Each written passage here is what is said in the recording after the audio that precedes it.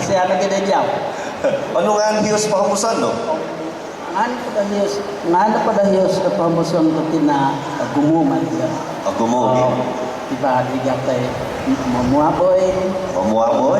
Diba, digapay nakagagada kaos. Nakagagada kaos. Ito pa hiyos na mungkin ano man tayo dia tanang-tanangan. Masara hiyos ito, diba, nagagahiyos sa mano palitazang. Hindi nga gusto yun siya. Bah, ausok kayo na. Tayo mo ito ko, kino, igunahin Claudius Pinayo. Ay! Daong bahak ko damina mangkis azuku damina makaw. Dakahimundok di zavan kaginto.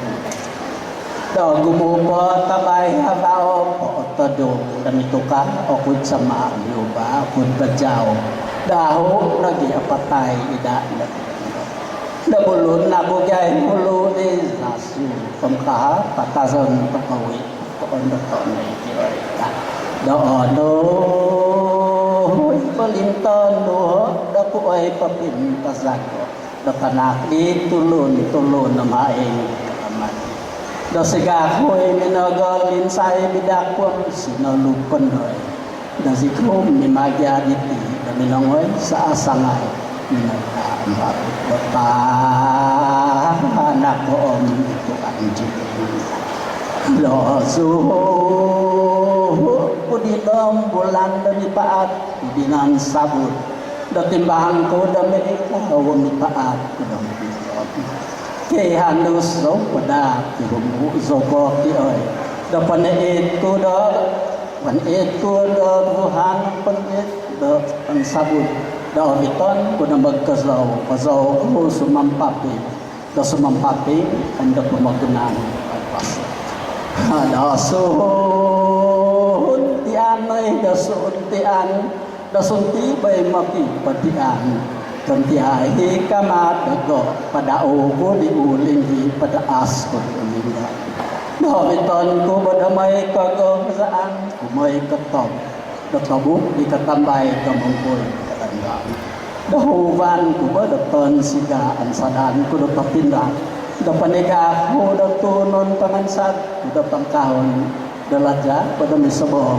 tumpo isang kanti dami ni sabong dapat dami sang kanti terus dahaza mut kay anda kasamu kay amudong kaning kakay kaday natadon ng kahit kasan naman ako kepada ti kaon mag-oob sa ibang dobe kamo noy ungan kamo di pakak noy utut tu pakasamut kapadi anda pakasamu padi penduduk dai siaw no po ungan siaw no po utut o mangangakan keretoon som menonohon dai sikoy no po ungan sikoy no po utut dakahen tutun letan lekan dakapuhan no hanabaw no po namin suka no po kinangkot daminaw no sumandak ni koos no binazang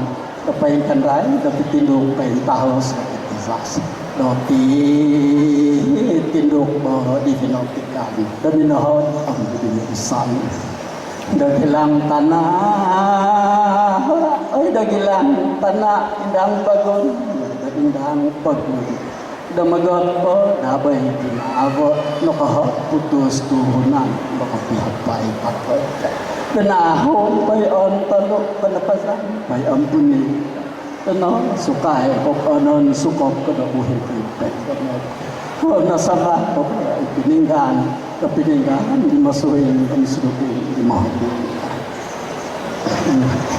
tapos peluntong limbag datudaw may bangkaw lundusin dati baasin dalarangan ng kianus na magpapitag Adadaho na mati tadon dati papanguho mati dati ingususan o di kapipay dodo isina oday iside do isi yahu kujay kapin jiru ida koi kapin dada dono na may ni peku po na may nandom po dan hindi ka sadap ng dami. So manula, da makibabasmut, da makipahod, da sa nginanoon talo sa mapasa ang tulo. Da pangula ko di handus, pangula ko di humbus. Tumisip-sisip, ito dapon, muhag, suhag, ito. Dami mangsaw, ibantazan, tigibako, natagumay, tagibako, kabalakabay. Ay, naunadang. Egundahin Claudius Binayo na Huminius na